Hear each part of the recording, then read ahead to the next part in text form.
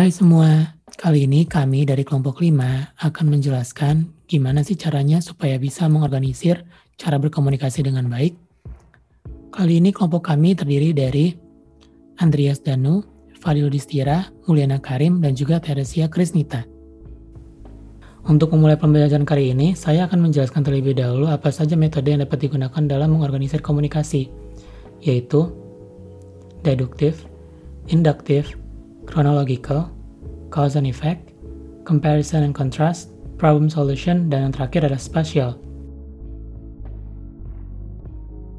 Agar lebih mudah untuk dipahami, kami akan mencoba untuk membedah bagaimana cara Pak Ridwan Kamil dalam mengorganisir pidatonya pada acara Buka Talks dengan tema Masa Depan di Tangan Pemuda. Pada pidato kali ini, Pak Ridwan Kamil memulai dengan menggunakan konsep deduktif, yaitu memberikan pernyataan secara umum, kemudian pernyataan secara khusus. Pada pidatonya, Pak Ridwan Kamil menjelaskan bahwa Indonesia akan menjadi peringkat 3 di tahun 2045. Inilah yang disebut dengan pernyataan umum. Kemudian, untuk hal tersebut bisa tercapai, Pak Ridwan Kamil memberikan persyaratan yang disebut dengan pernyataan khusus, yaitu pertumbuhan ekonomi minimal 5%, pemilihan demokrasi yang kondusif, dan generasi muda yang produktif. Dari video speech Pak Ridwan Kamil, beliau menyelipkan juga metode komunikasi dengan problem solution. Maksudnya adalah, Pak Ridwan Kamil mengungkapkan apa yang menjadi problem dan solusinya. Nah, seperti contoh di deduktif, permasalahannya adalah cara Indonesia menjadi peringkat ketiga di tahun 2045. Dan solusinya adalah 3 poin ini. Yuk, kita lihat bagaimana Pak Ridwan Kamil menyampaikan strategi komunikasinya secara deduktif dan problem solution. Saya mulai dengan sebuah studi dari McKinsey. Indonesia itu akan jadi ranking 3 negeri terkeren sedunia 2045. Doakan, amin. Ya, 2045 kamu umur 40 tahun, ya, saya sudah 70 tahun, kira-kira begitu plus minus ya. Syaratnya 3. Nah, mudah-mudahan 3 syarat ini kita renungkan. 1, ekonomi jangan kurang dari 5%. Kedua, pemilihan demokrasi jangan ribut. Karena itu yang ketiga, nah ini kita menurut studi McKinsey syarat nomor 3-nya adalah jika generasi muda produktif bonus demografi ini kompetitif. Dalam speech-nya, Pak Ridwan Kamil juga mengungkapkan metode komunikasi comparison contrast, yaitu mengungkapkan persamaannya, kemudian perbedaannya.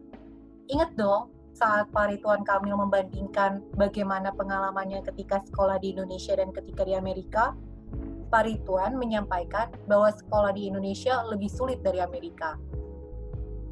Untuk selanjutnya, kami akan coba menganalisa metode spasial yang digunakan oleh Bapak Ridwan Kamil dalam speech-nya. Terdapat beberapa poin yang disampaikan oleh Bapak Ridwan Kamil, diantaranya adalah sebagai berikut.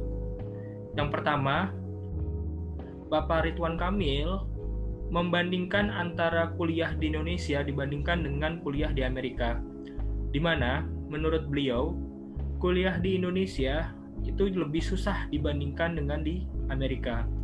Hal ini ditandai dengan IPK beliau ketika kuliah di Indonesia lebih kecil dibandingin kuliah di Amerika. Poin berikutnya, beliau juga membandingkan antara kondisi dasar di Indonesia dengan di Amerika. Beliau menginformasikan bahwa segala macam urusan dasar di Amerika telah terpenuhi. Hal ini justru bertolak belakang dengan di Indonesia, di mana untuk urusan dasar pun di Indonesia masih terdapat banyak masalah. Hal ini dapat dilihat dalam video berikut ini. Di Indonesia itu sekolah lebih susah dibanding di Amerika. Saya buka-bukaan ya, saya lulusan ITB, S1 saya IP saya jelek 2,7. Saya ke Berkeley, Amerika, University of California, IP saya 3,9. Padahal otaknya sama, saya bilang gampangan di Amerika sekolah dibanding di Indonesia. Gitu. Saya tinggal di Amerika 5 tahun. Saya cukup pintar saja, tidak terlalu peduli karena negaranya sudah beres urusan-urusan dasarnya. Tapi takdirnya saya ini orang Indonesia, problemnya masih banyak. orang miskin masih banyak. Ya. Poin terakhir adalah beliau mencoba membandingkan antara kondisi Bandung sebelum dipimpin oleh beliau dibandingkan dengan kondisi Bandung setelah dipimpin oleh beliau. Kondisi Bandung sebelum dipimpin oleh Bapak Ridwan Kamil berada di posisi ke-800 kota atau kabupaten di seluruh Indonesia. Hal ini meningkat ketika beliau memimpin Kota Bandung, di mana Kota Bandung berada di posisi pertama untuk kota dan kabupaten dengan birokrasi terbaik. Selanjutnya kami akan menganalisa metode cause and effect yang digunakan oleh Bapak Ridwan Kamil di dalam speech-nya.